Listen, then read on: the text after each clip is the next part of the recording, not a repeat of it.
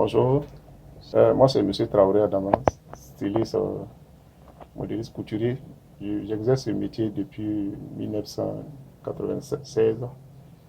Voilà, j'ai commencé d'abord en Côte d'Ivoire et avant d'ouvrir l'entreprise en 2006 au Burkina. Oui, il faut dire que je l'ai fait auparavant. Bon, la dernière fois où vraiment j'ai participé, c'était au Bénin, à Grand Popo. Après, c'est là, comme moi-même, je suis un promoteur du festival maintenant, je préfère me consacrer à mes propres activités en invitant certains de mes collègues et les jeunes stylistes, les permettre aussi de vivre aussi les premiers défilés sur les podiums aussi. C'est ce que je fais maintenant.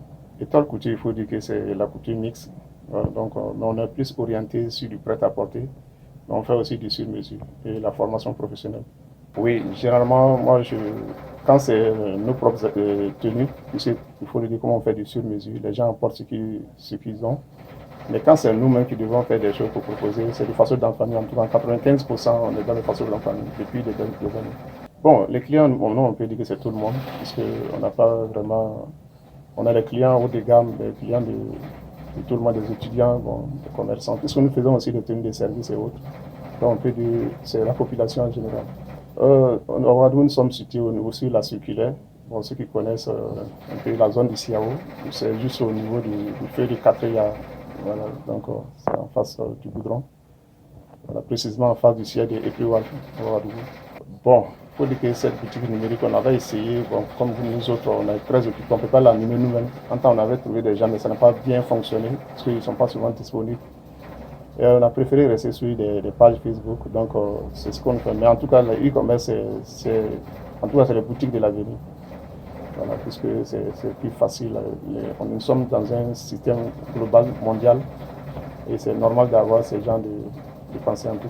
Oh, bon, moi, j'ai formé des milliers de personnes depuis le début, parce que quand je parle de 96, c'est quand je m'installais à mon propre compte. Bien avant ça, déjà en 93, je gérais déjà des entreprises de couture à Abidjan. C'est des milliers de jeunes. Et quand nous sommes arrivés au Burkina, avec le soutien des uns et des autres, on a une association professionnelle du domaine qui a eu la chance de former des milliers de jeunes. Au niveau de notre centre de formation ici, là, on peut parler de centaines de personnes. Oui, les Burkinabés s'habillent localement depuis des décennies. Il faut dire que c'est un avantage. Et cela même est reconnu même au niveau de la sous-région. Il faut dire aussi que les tisseuses ont beaucoup travaillé pour améliorer la qualité du pain, que ça, c'était le souci des uns et des autres. Parce qu'il y a certains Burkinabés qui ont toujours eu l'impression que le façon d'enfanner, c'est quelque chose de lourd et autre. Mais ils doivent s'approprier réellement des nouvelles collections de tisseuses, vraiment qui sont des tissus faits selon le choix du client. Et donc, on a toutes sortes de façons d'enfanner aujourd'hui. Et donc, on pense qu'à ce niveau, on n'est pas du tout complexé, on est très à l'aise de porter les façons d'enfanner. Et parce que quand on voyage de temps en temps, à travers leur tenue même déjà, les gens savent que tu viens du Burkina Faso. Oui, il y en a des. Bon, aujourd'hui, avec certains jeunes qui ont en tout cas des systèmes de voyage, de livraison de colis. Je sais que sur la France, c'est même tout près, pas loin de chez nous, sur 1200. Il y a des jeunes qui ont des circuits de livraison. Donc, comme on fait du prêt-à-porter, on arrive à livrer. C'est la Côte d'Ivoire, bon, ça c'est un peu naturel, comme j'ai dit. On a plusieurs moyens de livrer en Côte d'Ivoire. Bon, ceux qui vont me dire, je dis qu'Étoile Couture est dans le milieu, en tout cas depuis une décennie. Nous faisons la promotion de notre métier. Quand je dis la promotion de notre métier, on essaie d'améliorer en tout cas dans toute la forme, la formation, le service et autres. Donc, pour ceux qui veulent des tenues en prêt-à-porter, c'est disponible. Ceux aussi qui veulent du sur-mesure, nous le faisons. Et aussi, nous faisons, comme je l'ai dit, la formation et le perfectionnement en plus. Voilà, pour ceux qui veulent se perfectionner, qui sont déjà dans le milieu, on peut les accompagner dans ce sens-là aussi. Vraiment, c'est un grand merci au promoteur du CITA, qui est un frère. Et nous avons, en tout cas, nous étions là, en tout cas en 2009, à la première édition. On a vu le CITA au niveau national. On a suivi le CITA au niveau international. Et cela inspire les uns et les autres. Je pense que c'est très bien. Aujourd'hui, on parle du port du faso d'Anfani. La première fois que j'entendais parler du port du faso d'Anfani dans le milieu scolaire, c'était dans une activité du CITA. Aujourd'hui, c'est une réalité.